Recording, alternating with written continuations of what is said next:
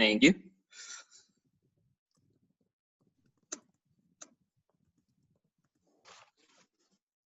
All right.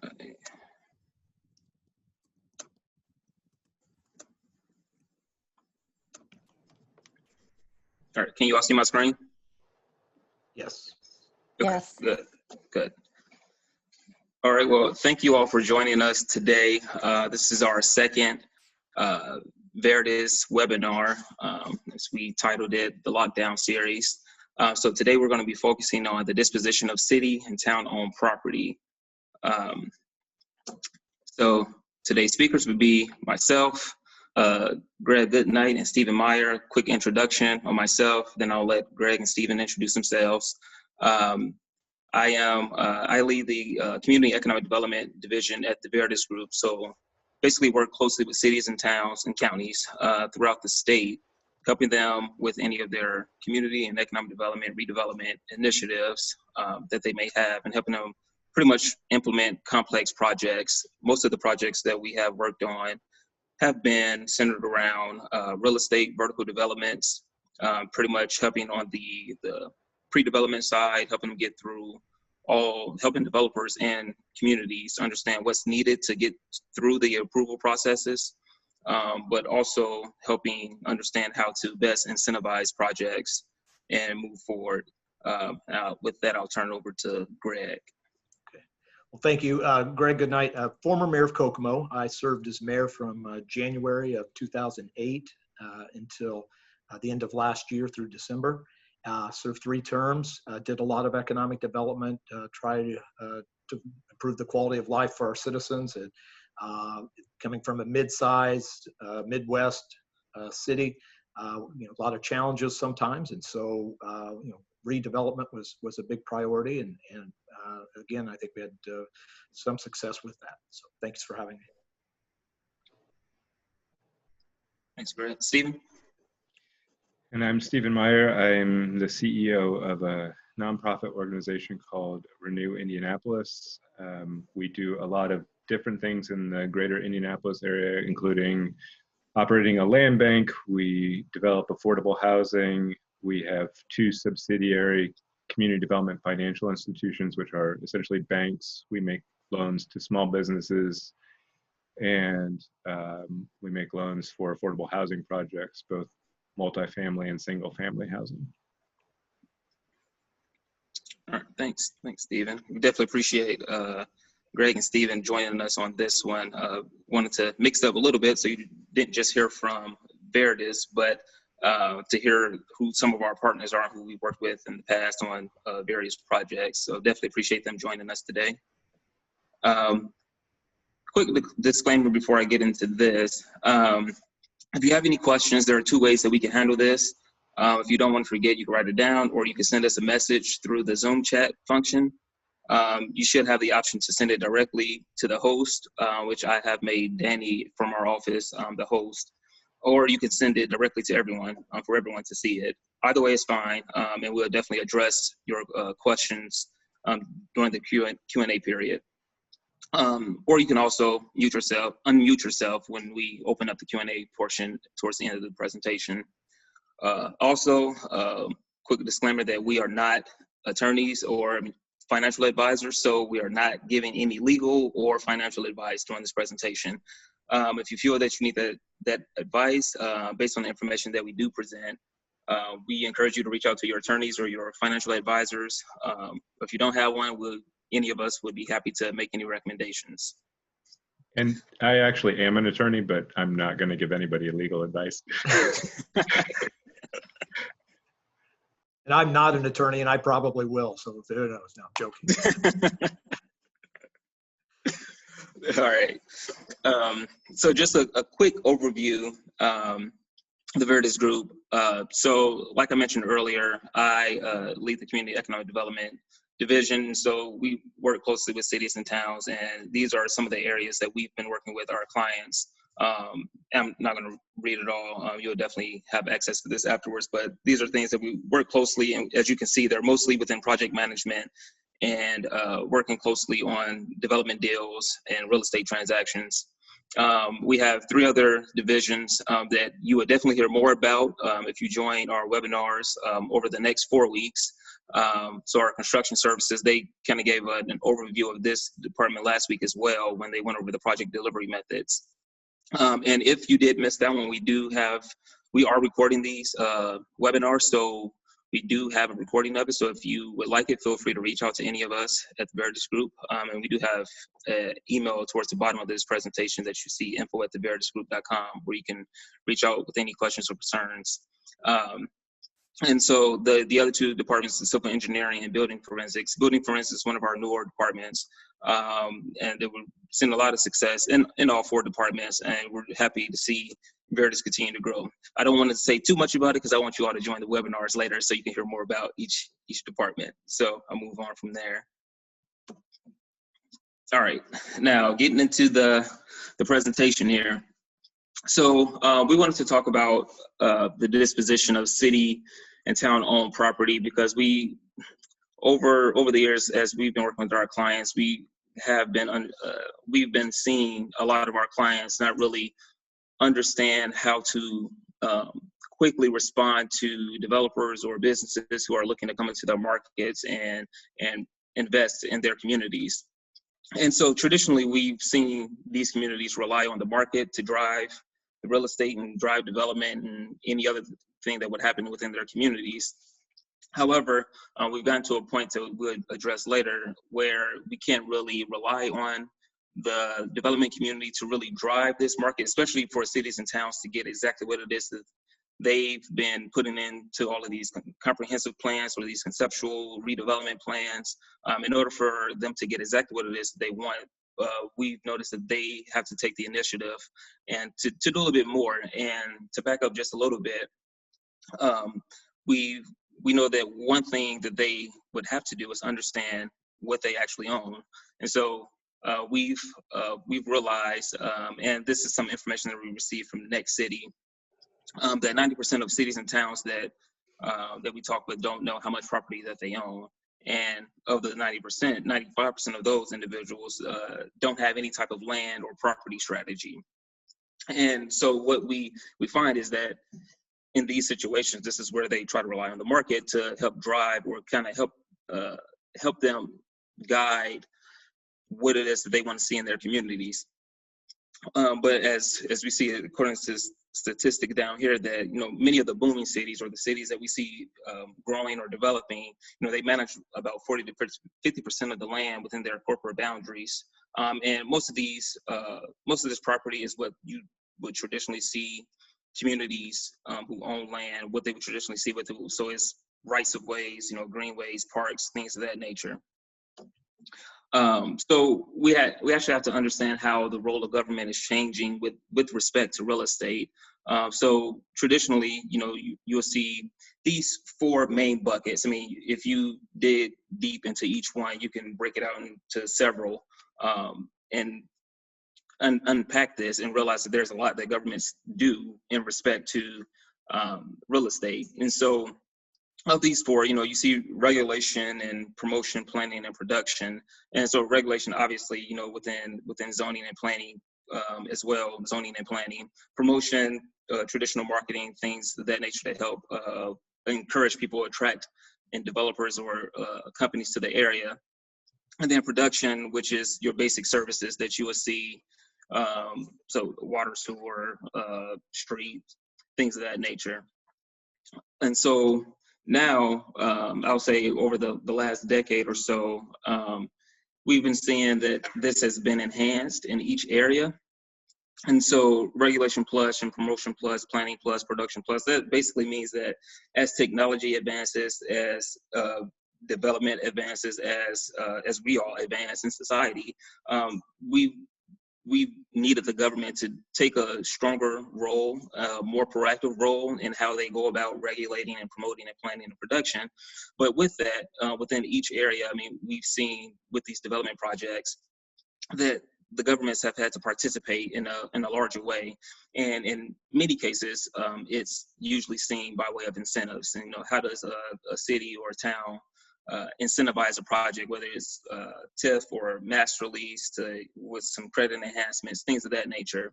And so we move forward into trying to help cities and towns understand that, that their participation is not only needed by way of traditional incentives, but land control. And so we try to encourage our municipalities to always find a way to get land control, whether it be through options or just having good relationships with the development community or with the community itself, and helping the property owners understand what it is that the city or town is trying to do and how they can play a part in moving forward in development. And so these are a few reasons that we've seen municipalities as they try to participate in these economic development deals more proactively and to encourage more development.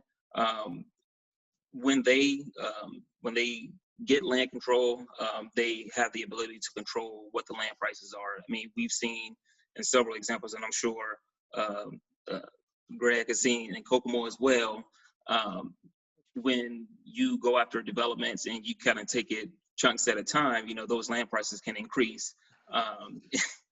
And a lot of times, once one property owner sees that that development is happening, or they saw what their neighbors gotten by the community or developer coming in to buy land, they may start throwing out numbers that will throw off pro formas and other things. And so we try to encourage communities to find a way to secure the land.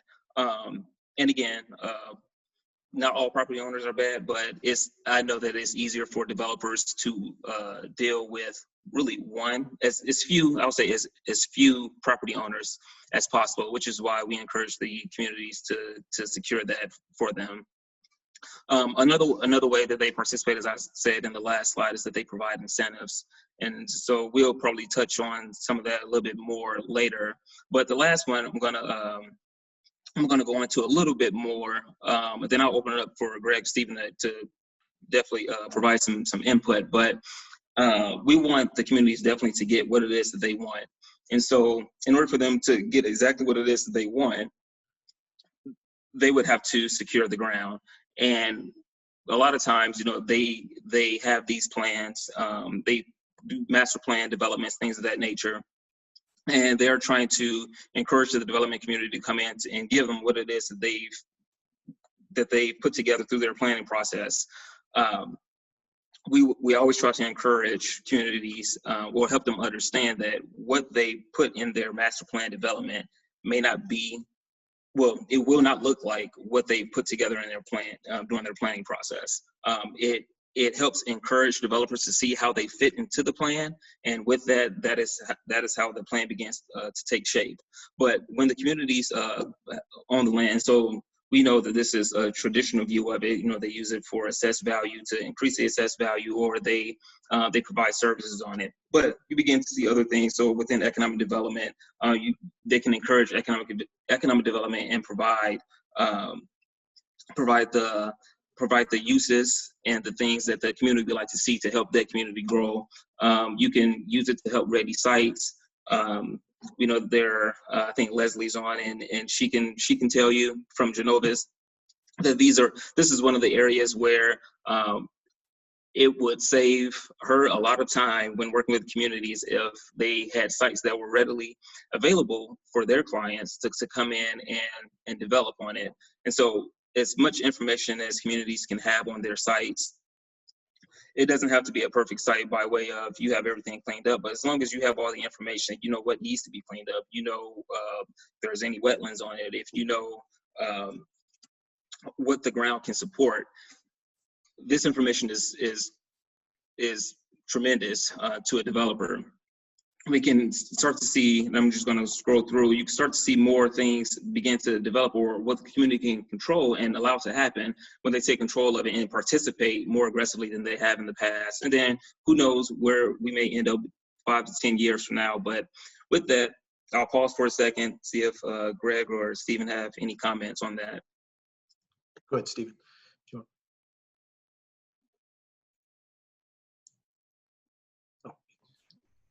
I don't have any comments about that. I think that really encapsulates where we are.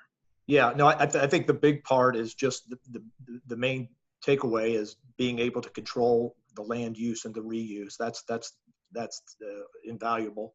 And the other thing I was going to talk, you mentioned incentives.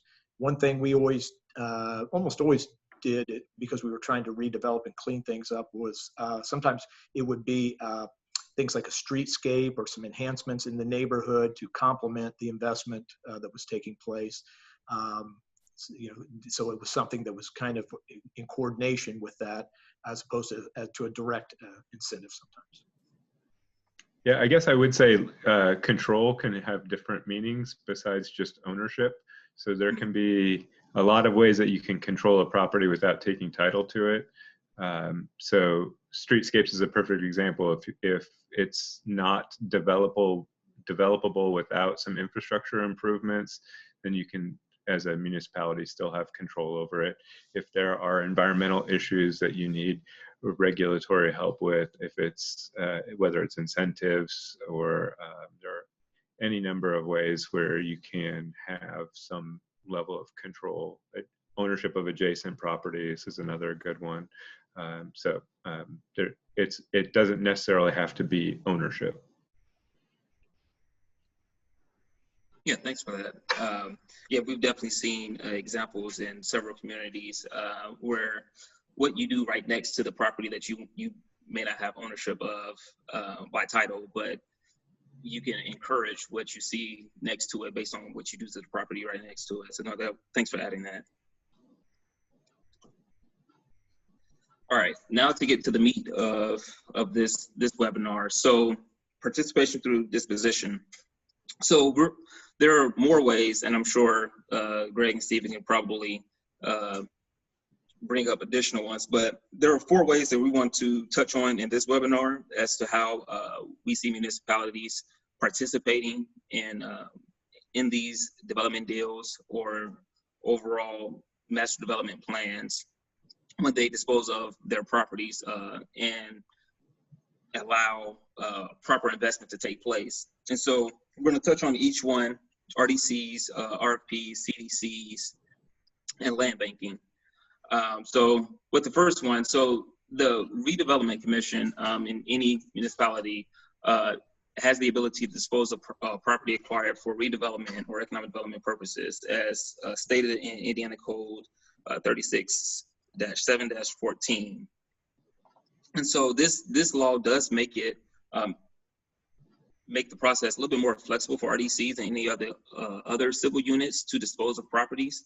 And the process that we see in most cases is the traditional RFP process, where we're going to touch on that later, but we see it easier when you use a governmental unit or a body that's, I'll put this in air quotes, that's not really supposed to be political, although we know that depending on where you are, it can be.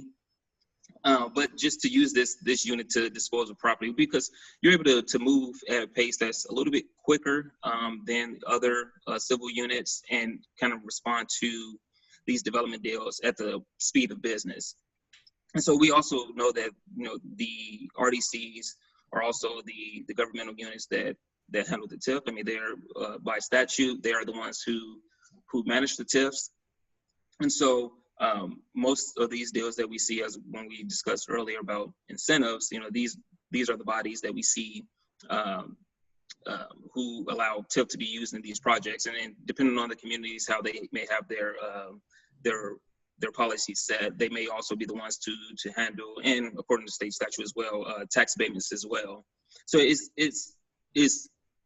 more effective when communities, when they do have ownership of properties, to pass it over to the RDC, and then from there the RDC can have the negotiations and things of that nature. And so, as I discussed, the RFP process is what we traditionally see within RDCs, and this is a simple public process where there's really no time restrictions on it, and I put an asterisk next to that because there are some notices that have to go out, and that has to be at least you have to do 2 notices at least 7 days apart, and the last one has to be 10 days from the due date. And so I'll say you're just shy of about 20 days as to how long the shortest amount of time that you could probably have an RFP out. But we know that we see RFPs out for a little bit longer just so that you can make sure everyone sees it, that you would like to see it. But this also gives you the ability to engage with developers during and after the process. And I put an asterisk next to that because some know that if you don't receive any bids, or if the RDC rejects bids, then they have the ability to engage with any developer without having to go through this entire process over again. And so we've seen communities do this as well. But the RFP process has encouraged some communities to just spur some creativity to help them figure out what can be done on certain properties, or just to get a property back on tax rolls. I mean, you could put your restrictions within the RFP as to what you would like to see there. And I would always encourage our clients to keep it as loose as possible from the standpoint of allowing creativity and innovation to drive these developers to put forth their best efforts. And of course, as we were talking about utilizing the development community, this is something that encourages public-private partnerships, which we know that kind of share some of the risks in how to develop land, and as we discussed earlier, that cities and towns have had to participate more aggressively than they have in the past, and so they may incentivize a project a little differently. And as Stephen and Greg mentioned earlier, I mean, what are some things that they can do to encourage more development activity around that land that they are trying to get back on the tax rolls, with the streetscapes or any other environmental issues or whatever else may come into play on that site. I'll pause for a second just in case Stephen and Greg have anything to add. Well, one time we also we had a neighborhood where we had a development that we parcel to redevelop, and in close proximity we did a forgivable grants for business facades in close proximity. So I think it was up to $7,500 to kind of spruce up the area around it, and we also did a streetscape in the process as well. So we tried to be creative and try to get solve a couple problems all at once. And I would say that's one thing that we've noticed when you have these partnerships. It just promotes innovation and creativity all around the board, not just from the development community, but from the municipal side as well, as Greg just mentioned.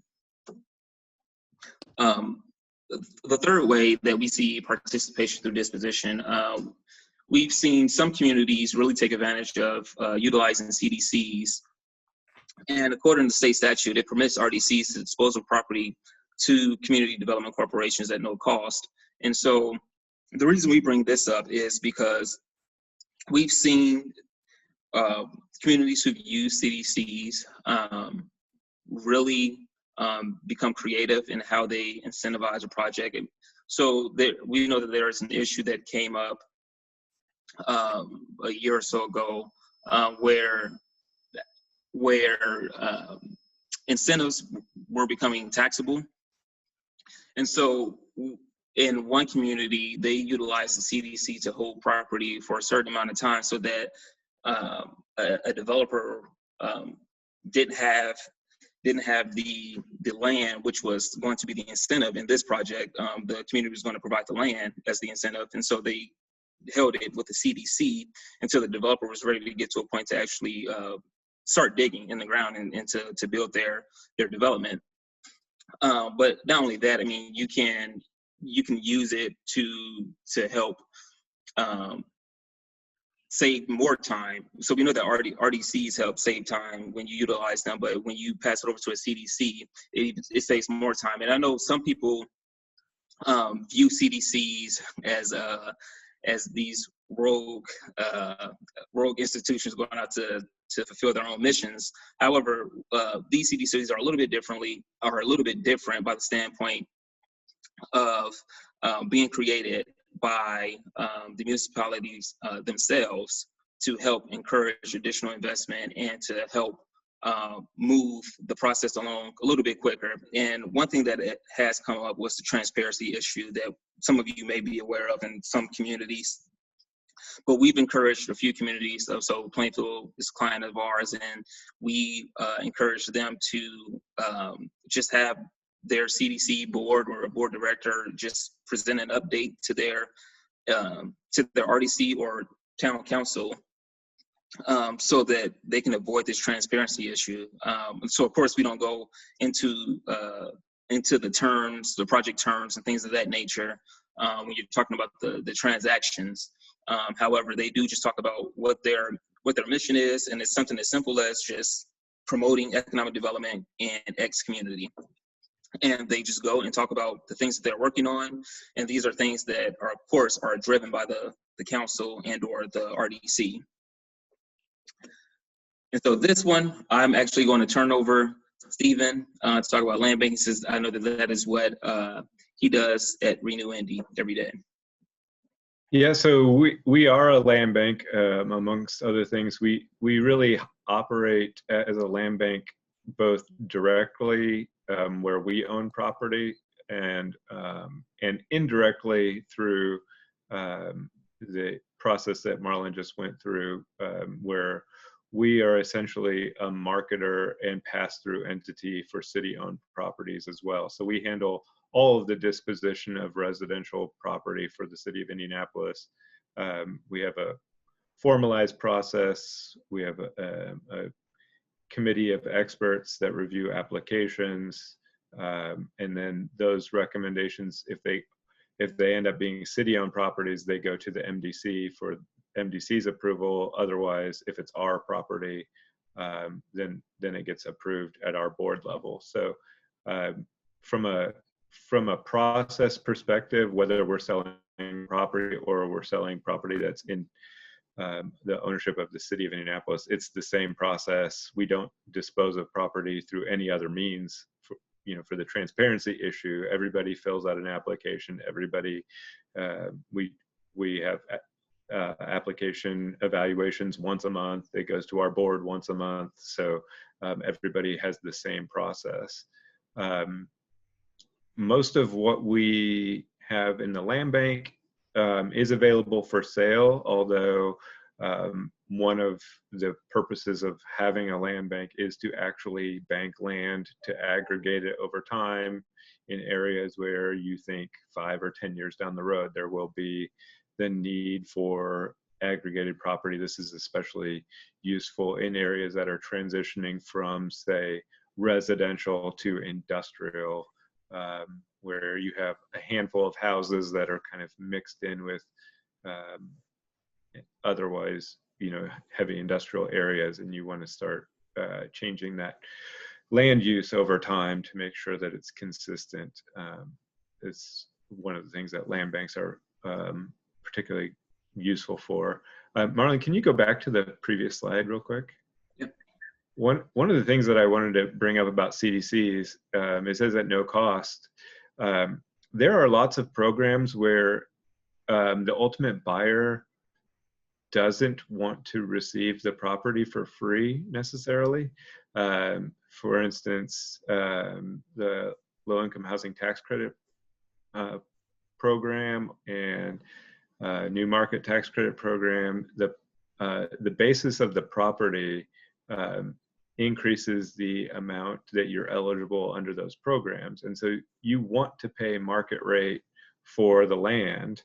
And so this is a way that CDCs have been used in the past, where you have an end buyer who will pay market rate for a property, and it'll go through the CDC to get the property to the end user. And then the proceeds from the sale are then granted back into the project as a grant.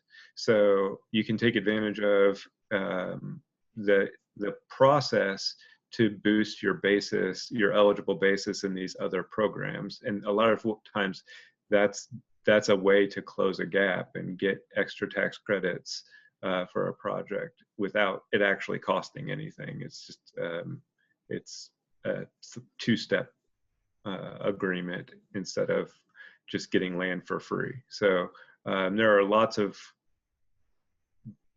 interesting and creative ways that these that CDCs can be used. I know the state also has some programs where the funds that they have available have to be loans if it's to a for-profit company, and if it's to a nonprofit, it can be forgivable. And so the CDC can be a partner in the project and contribute the state's funds that will ultimately be forgiven when it's complete. And then the ownership transfers completely over to the for-profit partner. So there's lots of ways that this can be used to close a gap in a project that is more complicated than just giving people free land, and takes advantages of other programs as well. So.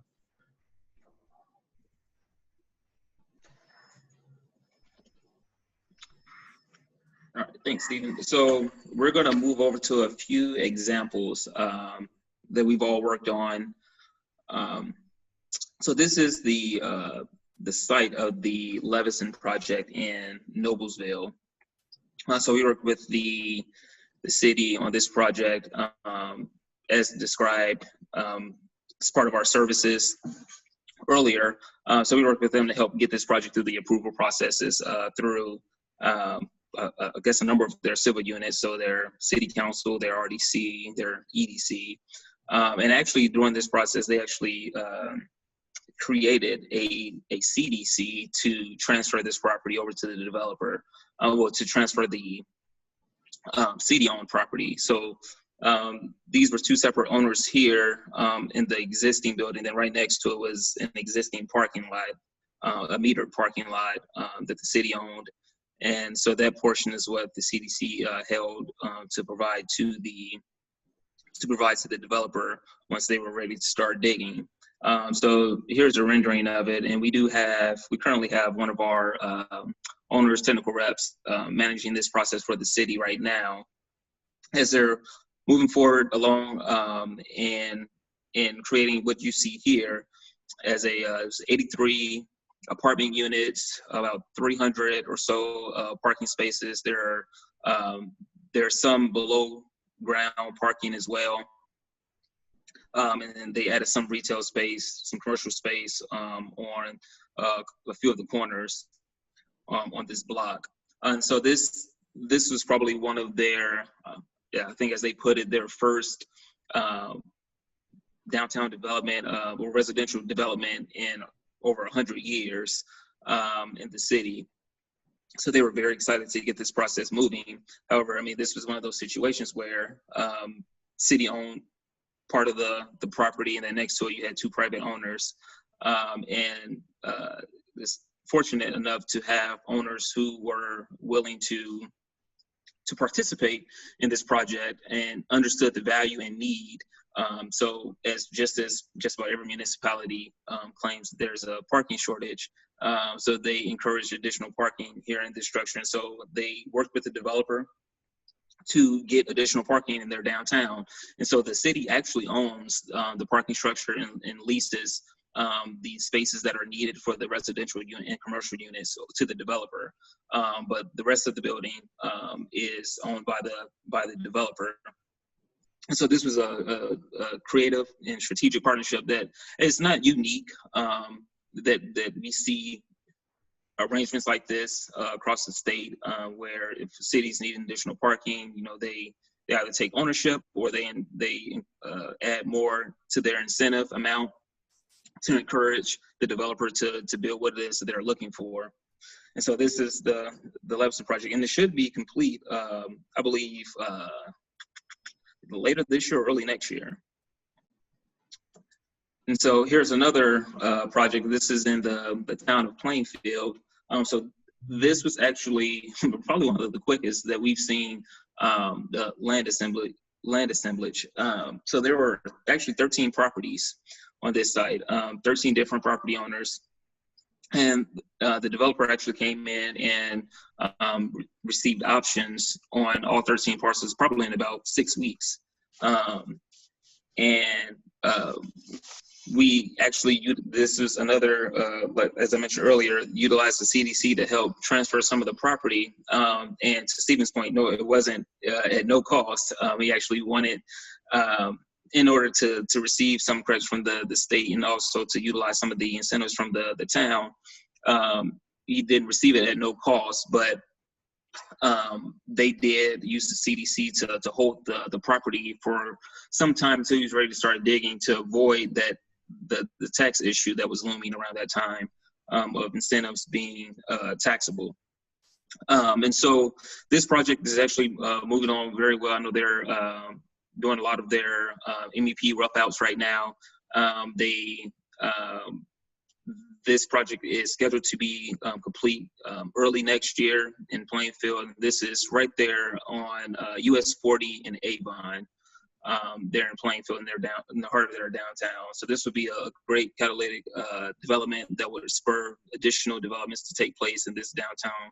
And we were happy to be a part of their first redevelopment project to redevelop their downtown. Greg, it's on you.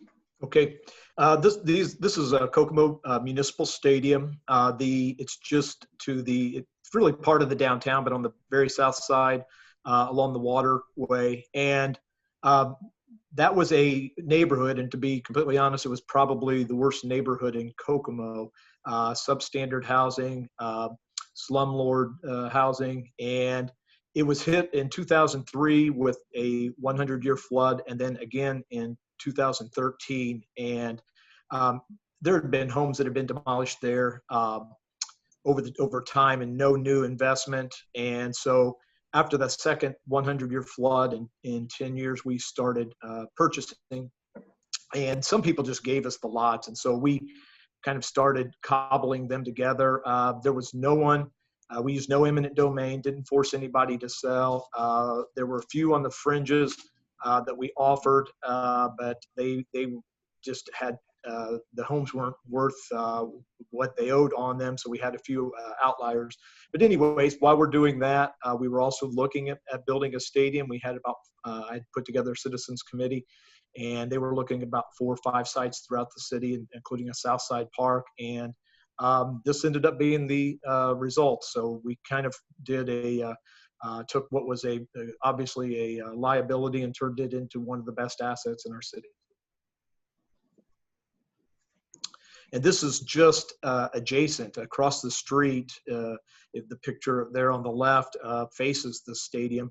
And this was a redevelopment. We kept part of the original structure, where, and if you look at the picture on the right, but that was an abandoned factory. It was originally built in the early 1900s as an automobile factory. They went out during the Great Depression, and then most of its time it was a supply company, Northern Indiana Supply, who went out of business during the Great Recession. And so we ended up buying that parcel. We had people looking to do things that we were not really interested in having in our downtown, and wanted, kind of that bigger structure, and just, basically one was going to put a lawnmower repair spot and kind of keep his junk cars there, things like that. So we purchased the property, spent about 2 years trying to convince somebody to redevelop it, and finally we did, and it's now 197 luxury apartments. This is just catty corner from City Hall, and this was a surface parking lot that the city owned for local, just allowed local businesses to use it. But we, across the street from it, we were building a new YMCA. We knew we were going to need more parking, so this was we built this into a municipal parking lot. It has almost 400 spaces, and then we were able to work with a developer to put 35 luxury apartments above it, we did some, basically gave them a spot to develop on the, capped on the top. And we gave parking spot for every bedroom as part of the development deal. So some of the top spots on the fourth floor are reserved for the people that live there. And I think we ended up giving maybe a 3-year abatement on the apartments as well. And then this was one where we started a program. By the end of last year, we had probably built about, I'm going to guess 18, maybe 19 infill homes. And this was one, we were trying to focus in 2 neighborhoods. You can see this one's on Jefferson Street. And really, it was just, over time, maybe there were, we'd acquired parcels, through a demo or through, somebody went bankrupt and the house went into foreclosure and became dilapidated. And so as we tore houses down, we really never had a strategy to work on an infill program. So these are the homes we were building. They were pretty much, most of them were 3-bedroom, 2 or 2.5 bath, 2-car detached garage. And like I said, we focused the attention into 2 neighborhoods to hopefully not only put some new investment there, but to increase the assessed value of the homes around them.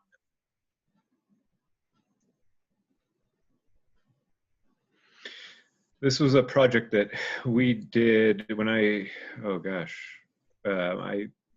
think it started before I was even, the predecessor to Renew was called King Park Development Corporation. This was a tire service location that used to have a gas station, and it was in the middle of a TIF district called Fall Creek Place. And so my background is actually in dealing with environmental issues and redeveloping property. So we actually talked to the city about coordinating the tank removal. I think there were 6 or 8 tanks on this little lot. And they went up, the tanks themselves went all the way up to the right of way. And so we were going to have to excavate down about 12, 14 feet anyway. So we took some money out of the TIF to put underground parking there, since we were going to have to excavate it all up anyway, which allowed us to, instead of doing a 2-story development, we were able to do a 4-story development with commercial. So there's surface parking behind this building for all of the commercial space. There's about 9,000 square feet of commercial space. And then there are 56 spaces underground for the 46 apartments in the building. This was also one that we did in partnership with someone who is going to be the long-term owner. And our nonprofit owned it during the construction period, so that so there were no property taxes during the construction period. It saved the project about $200,000. And then one of our CDFIs that does small business lending made loans to all of the businesses that ended up going into the first floor of this building. So it was an interesting capital stack. And I think it was a $10 million project or so. And we only received $1 million in TIF to build the parking garage, and the ROI on the property taxes paid that back in 5 years. So it had been vacant land for 25 years before that. So this was a huge win for the Fall Creek Place neighborhood. And then this was one where this was called Tinker Flats. It was 100-year-old. It was actually originally built to be a bank furniture manufacturer, and then in the 50s it became a battery recycling company, and then it was kind of abandoned. It had a whole bunch, probably $1.5 million worth of back property taxes on it, so it was eligible for the city to take possession of it, but the contamination on this site was so bad that the city didn't want to take possession of it. So we did, And we used the property taxes that were owed by the current owner as leverage. So we ended up buying the property for about $250,000 so they could walk away. We took on all the environmental issues. We actually had to excavate inside this building down 6 feet to remove all of the lead impacted soil or VOCs in the groundwater as well. And then so we didn't get this through the tax sale or through surplus, but we used that as leverage to get possession of the property. And then we got some CDBG funds, we got some EPA funds, and again, our CDFI loaned to the businesses that went into it. We loaned to the ultimate owner of the building. We held ownership of the property through an LLC of ours, obviously, to avoid property taxes and to protect the end owner from environmental liability. We owned it until we got closure from the state, and we managed that process as well. So we didn't put a lot of capital into it, but we took a lot of risk to make sure that this building got rehabbed. So the first floor is Hotel Tango Whiskey, has a production facility in it. The second floor is an event space, and the third floor is a tech company called Black Ink. And they're so this was abandoned for 30 years or so, and now there are about 150 people who work in this building. It also took me a year after it was done for me to be able to walk back into this building because it was quite a project. There's some emotional scars from this. No, I remember as they were building this space out, what it looked like before compared to what it looks like now. It looks awesome in there now. I go in there every now and then for a quick beer. Yeah, we took 40-foot roll-offs of garbage out of this building. So wow.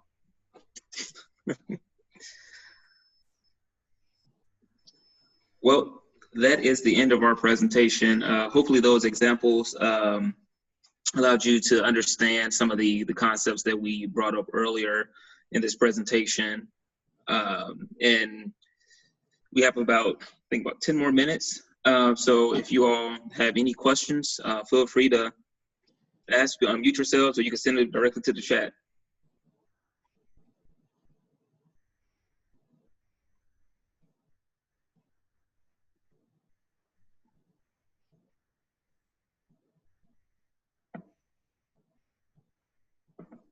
Hey, Marlon. Yep. I think we do have a question for everyone. If I do not have a CDC to utilize an economic development project, what should I do? So you can actually create a CDC, and it's not hard to do. It's basically just creating this separate entity, and basically your bylaws and mission statement has to reflect what it is the city or town is looking for, but also has to be straightforward enough for it to be considered a CDC. And basically you can establish it. It doesn't take much really to do it. I mean, definitely consult with an attorney to make sure you have all that you need to do that.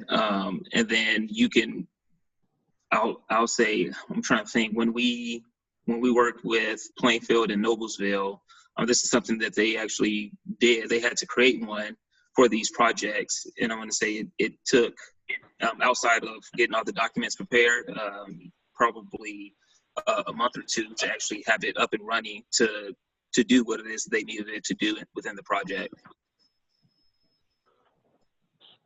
And I'll add, we don't have operational boundaries, even though our name is Renew Indianapolis.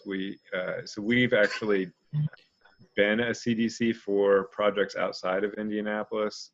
Since we have processes in place, everything is above board. So we handle these kinds of transactions. We actually did one not that long ago for Terre Haute, that they just needed somebody to be a pass-through for the land and some funding. I would say that when you're, again, I am a lawyer, I'm not giving legal advice. when you apply to the IRS for a 501c3 tax exempt status, it can be, their process can be a little bit cumbersome, and the review can take a while. I haven't done it for a little while, but it's usually 6 to 8 months to get your 501c3 status approval. It's retroactive to whenever you applied, but you can have it accelerated if you have a project pending or a funding source that is waiting for the 501c3 status. And that really only takes like a letter of commitment from a city or something like that. So that's a really good way to shave time off.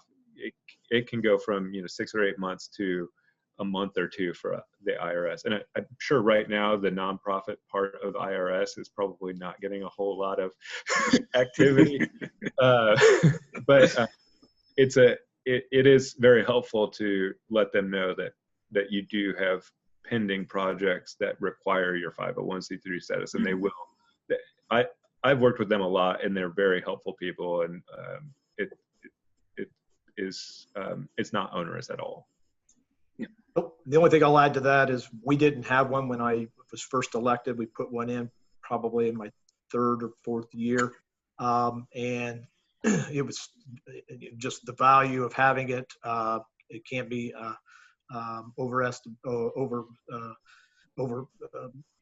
it was great. And the only thing is, if you talk with a municipal leader, the main thing is to make sure that the appointees are people that want to do things, people that are like-minded, and because you really don't have control of it once you establish it. The mayors appoint, but it's important to make sure you have people that really understand redevelopment. Mm-hmm.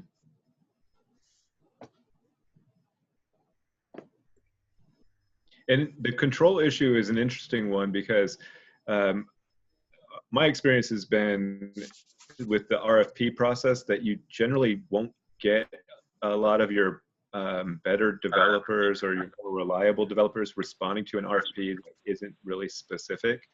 And so they may submit something just to submit something, but if you can have an intermediary like a CDC that can work with somebody and go and work through the different kinds of incentives, the different kinds of challenges, you tend to get a higher quality developer, more reliable project than going through an RFP process. So you give up a little bit of transparency, but I think in the long run you tend to get better projects.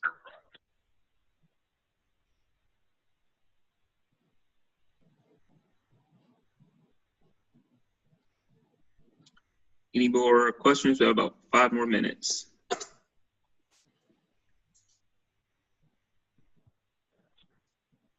This is Tim Clark. Can you guys hear me?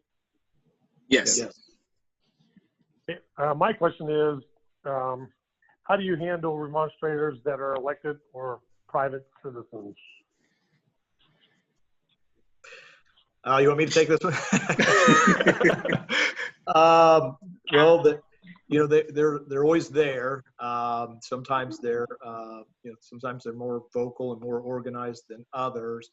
And it's, there are people that really just, it's easy to be against something. So you try to do your best. You try to get your message out, to educate them and all those things. And it either works or it doesn't. But I had a couple plan commission members that got weak need one time on a project on a rezoning, so we could do a housing project, and I think there were 30 people that showed up to a meeting to protest it, and one of the plan commission members said, "Well, the people are against it," and I said, "If I stopped, Kokomo has about 58,000 people. If you stop and don't do things every time 30 people are against it, well, you'll never do anything." And so that's, I don't know, you do your best, I guess.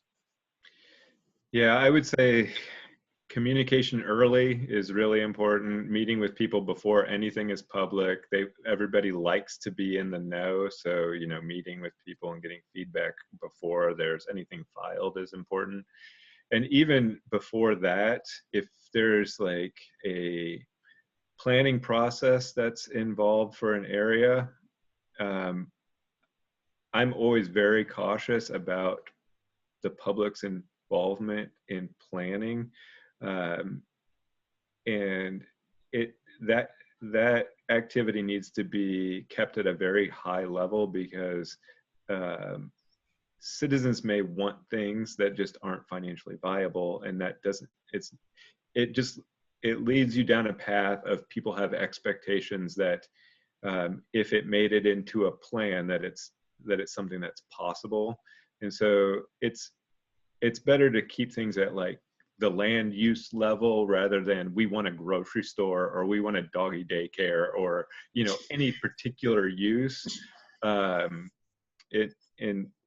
so much of these plans kind of devolve into, I want to ride a unicorn to the rainbow factory, and it's just not possible. And you know, at some point you have to stand up and say, yes, we all want that, but maybe for the next 10 years there's a transitional use that is something less than that. So yeah, I would piggyback on what both Stephen and Greg said. When we were working on the project in Noblesville, it was definitely one of those situations where the public just wanted to be heard. And once their suggestions or comments were heard, we either, if we had the information then readily available, we told them the end of feasibility. If we didn't have it, we'd tell them, hey, we'll set up another public meeting or whatever where we can discuss this, answer your questions, and we can let them know, hey, if we do what you want, it's going to cost X, or here are the reasons why we can't do it. And I mean, those always, I mean, giving them the platform to speak always seem to help alleviate some of those issues, and to cut down on the actual public meetings. So the RDC or council meeting, wherever you are in the process, it cut down on the time that you're already spending in there, because those can go on for quite some time.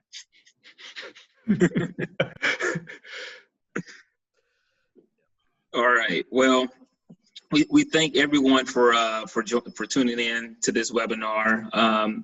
Here's our contact information. If you would like to reach out to any of us, we'll be happy to chat with you more about this or any other thing.